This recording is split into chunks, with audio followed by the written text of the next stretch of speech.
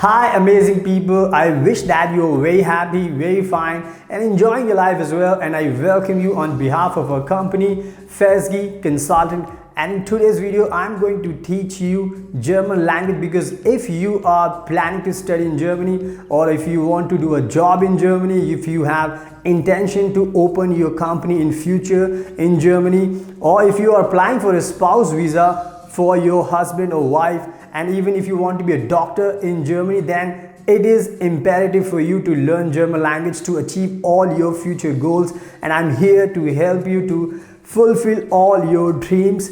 So now, without wasting time, let's get started.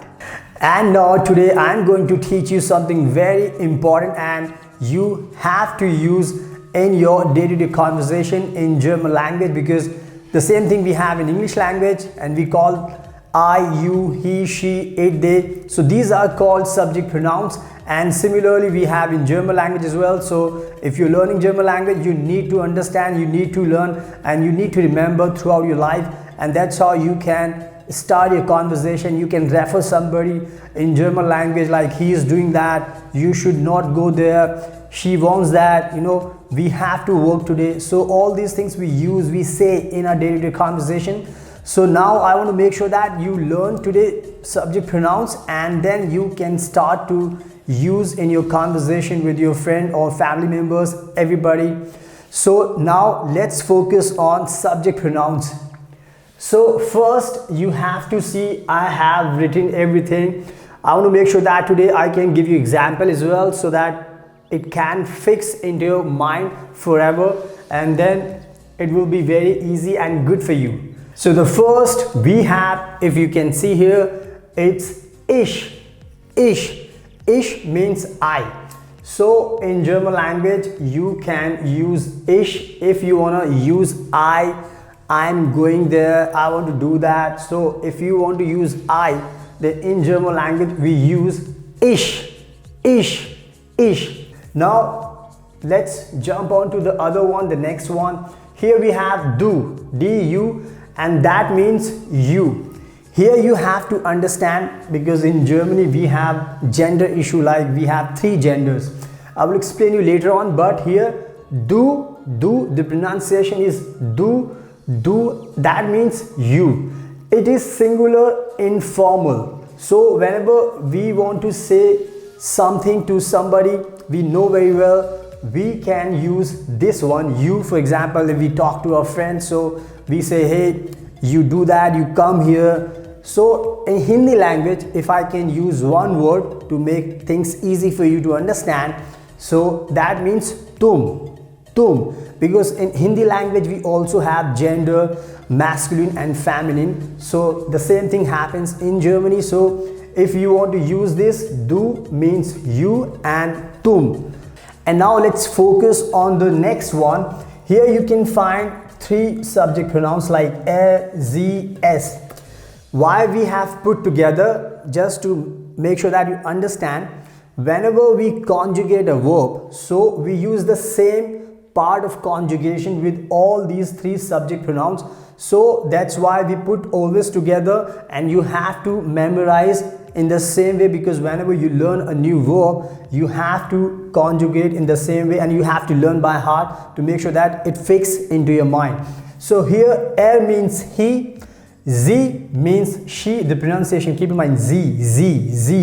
S is pronounced like z, and sie means she, and here s means it. So here it's very clear, er, sie, es, he, she, it, and keep in mind this is third person singular. Now let's focus on the next one. It is wir, W-I-R. Wir means we. So it's very easy, wir, pronounce wir. Now let's focus on to the next one. Here you can read IHR, ear. It also means you, but it is plural informal. That means whenever you use do for singular you, here you can use ear for plural and informal. That means if there are so many people and you want to tell them that you all come here, you all do that. So you can use ihr, but in the sense that if it's in the way you want to use as an informal, then you can use ihr, you. So I hope it makes sense. You have got this, the difference. It's a singular and it's a plural, you. And now let's focus on the next one, the last one here, sie. The pronunciation is same. Why we are putting these two together? Because we also use the same part of conjugation when we make a conjugation of any verb, but you have to understand the difference. Here you can see the small letter of S. Here you can find the capital letter of S. That is the difference to identify. So this Z has the meaning they, and this Z has the meaning you. Just please focus. This you refers to you, but it is singular and plural and formal. That means we have three you in German language. One is here, second is here, and the third one is here. And that is this you we use for respect, like formal. If you are talking to someone who is elder to you, the big, your boss, your teacher, anybody you want to give respect, then you can use this Z, you. And in Hindi language, if I can make easy for you, we use in Hindi language aap. So this refers to aap. That means you want to give somebody respect. So you can use always this Z with capital S. When you use small s, then it becomes they. Whenever you find in any book, so you have this capital S, then you always remember this is you, singular and plural as well, and also it is formal for respect. So this is all we have. The subject pronouns ich, du, sie, es, wir, ihr, sie. The meaning I have put here, and I have done my best to make sure that I can differentiate between these you and you, because sometimes it happens that students are very confused which one they have to use. But here you can easily understand this do is singular and it's informal. This ear is you also, but it's a plural informal. And this z is also you, but it is singular and plural formal. So I hope you have understood everything about subject pronouns.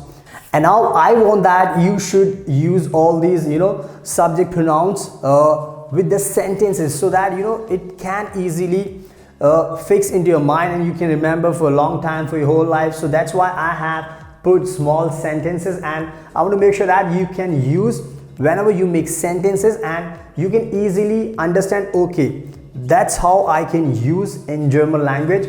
So what I've done is that, I have chosen a verb in German language called machen. That means to make, to do. And I have put here conjugation. Here, ich mache, du machst, macht, sie macht, es macht, wir machen, ihr macht, sie machen.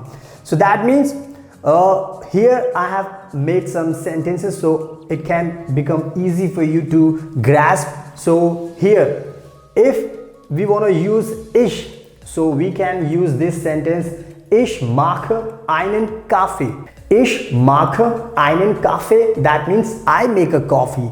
So machen verb is very useful every day, because we say always, I have to make a call, I can do that, you do this, you do that. So to make and to do, the verb is very useful every day. That's why I'm choosing this verb to make sure that you can understand easily. So ich mache einen Kaffee, that means I make a coffee.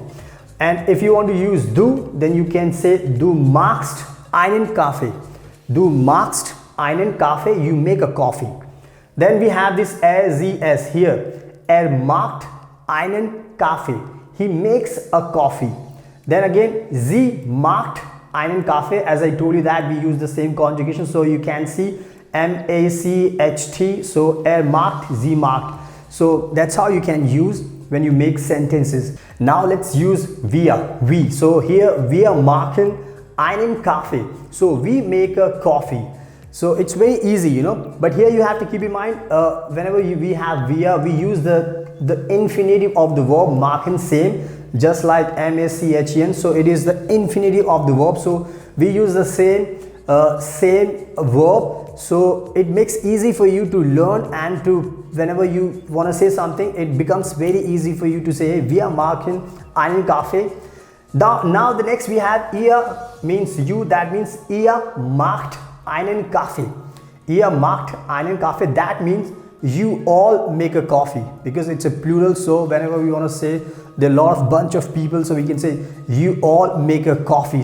Now we have this one, sie and sie. So first we have sie machen einen Kaffee, they make a coffee. Then we have this S capital, sie machen einen Kaffee, you make a coffee, because you can use that for one person, formal, and also you can use for you all make a coffee. It's also you can use formal, so you can use in both situations whenever you want to talk about one person or more than one person. So here Sie machen einen Kaffee. So I think I have done my best to make sure that I can explain you the subject pronouns and with the examples. So now it's your turn, like you have to use these subject pronouns with the verbs and adjectives and nouns. So now you can start making your sentences, and let me know in the comment box if something new you want to learn. Then I will make a special video on that subject to make sure that I can help you to make better your German language. So thank you so much, and keep learning German language. So now I believe that you have understood everything and you have learned something new today in this video. And also we provide German language classes. So if you want to make better your German language, listening, writing, reading and speaking, then you can simply join our classes, and for that you can contact us via call, WhatsApp and Instagram, and that's how we can connect, and we will assist you thoroughly so that you can achieve your goals, you can fulfill your dreams, and that's how you can be successful in your life, and that's the goal we have. And in short, if you like this video, so please like, share, subscribe our channel, give it a thumbs up, press the bell icon button to make sure that you get the notification, and you can watch all our new videos, and also you can follow us on Instagram and Facebook. So finally, thank you so much for your precious time. Best of luck. Take care.